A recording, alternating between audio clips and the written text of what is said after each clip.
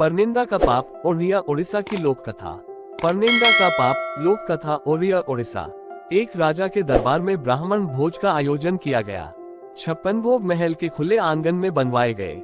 उसी वक्त अनजाने में एक हादसा हो गया। खुले में पक रही रसोई के ऊपर से एक चील अपने पंजे में जिंदा सांप दबोचकर निकल रही थी। सांप ने चील के पंजों से छुटकारा पाने के लिए फुफकार भरी और साथ ही जहर उगला।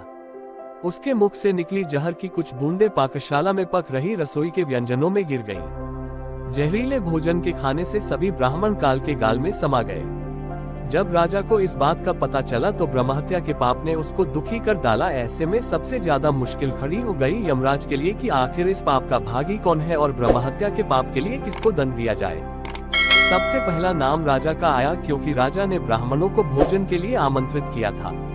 यमराज के मन में दूसरा नाम आया रसोई का, जिसने ब्राह्मणों लिए महाप्रसाद तैयार किया था।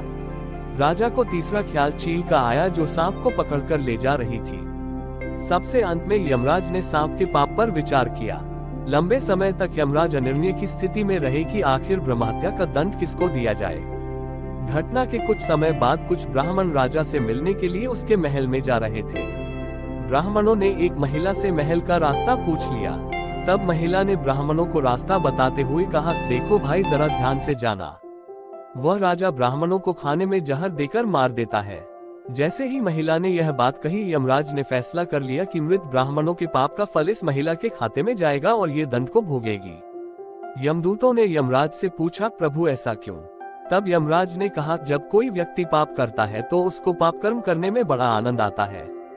ब्राह्मणों की मौत से न तो राजा को, न रसोइये को, न चील को और न ही सांप को आनंद आया। ये सभी इस अपराध से अनजान भी थे। महापाप की इस दुर्घटना का इस महिला ने जोर शोर से बखान कर जरूर मजा लिया, इसलिए ब्रह्महत्या का ये पाप इसके खाते में जाएगा। अक्सर हम यही सोचते हैं कि हमने कभी कोई बड़ा पाप नहीं किया है, उसके बावजूद हमको किस बात का दंड मिल रहा। ये दंड वही होता है जो हम परनिंदा का पाप कर संचित करते रहते हैं। मनमोहक लोक कथाओं पर नियमित अपडेट के लिए हमारे चैनल को सब्सक्राइब करना न भूलें, क्योंकि हम कहानी कहने की लौ को जीवित रखने का प्रयास करते हैं। हमारे किसी भी आगामी एपिसोड को देखना न भूलें, जहां हम भारतीय लोक कथाओं के खजाने से अधिक छिपे हुए रत्नों को उजागर करेंगे। हमसे जुड़े और इस अविश्वसनीय साहसिक कार्य का हिस्सा बने, क्योंकि हम आपको लोक कथा इतिहास, लोक कथाओं का अनावरण की मनोरम दुनिया में जाने के लिए आमंत्रित करते हैं। मंत्रमुग्ध और प्रेरित होने के लिए तैयार रहें। जय श्री राम मित्रों।